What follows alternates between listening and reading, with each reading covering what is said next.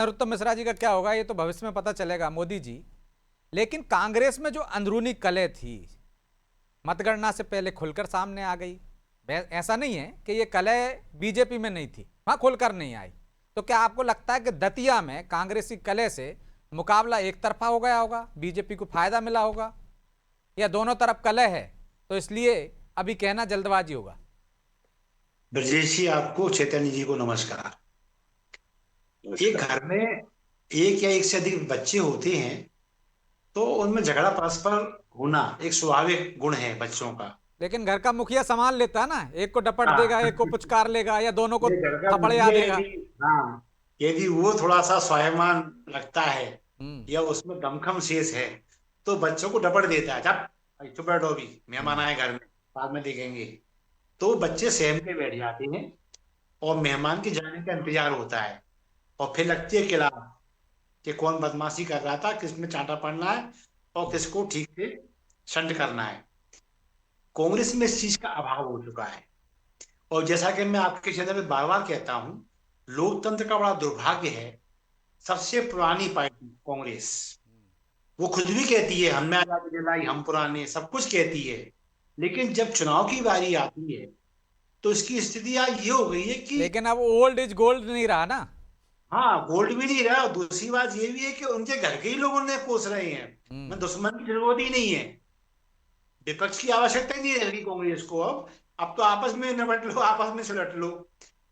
जैसे अभी चैतन्य जी कह रहे थे कि हम्म। दिग्विजय सिंह और पटवारी आमने सामने हो गए, हम्म। ना भारती जी घनश्याम जी आमने सामने हो गए। अरे आप देखिए, चुनाव के पहले नरोत्तम जी का जब टिकट कटा, कितना महाभारत मचा दतिया के अंदर। हम्म। लोगों को लगा था भाजपा तो गई है, क्योंकि नरोत्तम का अपना कद है, गृह मंत्री रहे, अनेक मंत्रालय पहले संभाले, और लग रहा था कि ये अगले मुख्यमंत्री के दावेदार भी हो सकते हैं।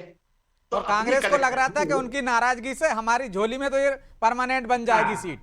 उनको ये लग रहा था कि हमारे जोड़ी में अपने आप सब कुछ टूट टाट के आ गया।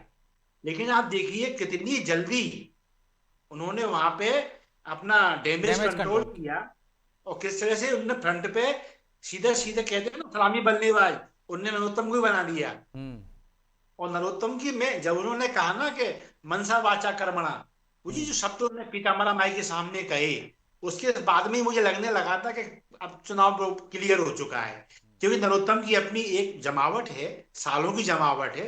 दतिया में जो विकास है, जो बीजेपी ने विकास किया है 100%, इसमें माध्यम तो स्थानीय विधायक ही बनता है, तो नरोत्तम थे। तो इस हिसाब से देखें, और फिर संघ की ओर से नाम आना प्रत्याशी का, ये अपने आप में कहते हैं ना, एक और एक 11। नरोत्तम जी का अपना, हाँ, ये चैतन्य जी ने बहुत सही कहा कि उनको समझा दिया गया होगा। तो निश्चित है भाजपा हिंदी में समझाती है कि देखो, मेहमान के सामने गड़बड़ मत करना वरना इतने पिटोगे। हम्म। बच्चा बिगड़ा हुआ होता है तो माता पिता समझा देते हैं, मेहमान आ रहे हैं, सामने बदतमीजी मत करना वरना इतने। तो बच्चा कितना भी शैतान हो, वो मेहमान के सामने बदमाशी नहीं करता। हम्म। वो स्थिति बीजेपी में आज है। वो अपने तो बच्चों मतलब को आप ये संभाल के कहना चाह रखते रहे हैं। हो कि बीजेपी में उतना भीतर घात नहीं हुआ होगा जितना कांग्रेस में अंदरूनी कलह के वजह से किसने हुआ, लगा, तो किसने प्लस लगा? में बीजेपी है। हाँ भाई, जब आप कहने लगे ईवीएम पे जब कांग्रेस आ जाए तो समझ लो खेल खत्म हो चुका है अब। और उसमें फिर ठीकरा फूट गया भारती जी के सर पे। जी बिल्कुल ही खेल खत्म ही हो गया। घनश्याम जी ने खुद ही मान लिया कि भारती ने भीतर घात किया है। इनने मीटिंग बुलाई 400-500 लोगों को, इनने स्पष्ट रूप से कहा कि तुम्हें बीजेपी के पक्ष में वोट करना है, कांग्रेस को हराना है। ये घनश्याम जी का बयान है ये।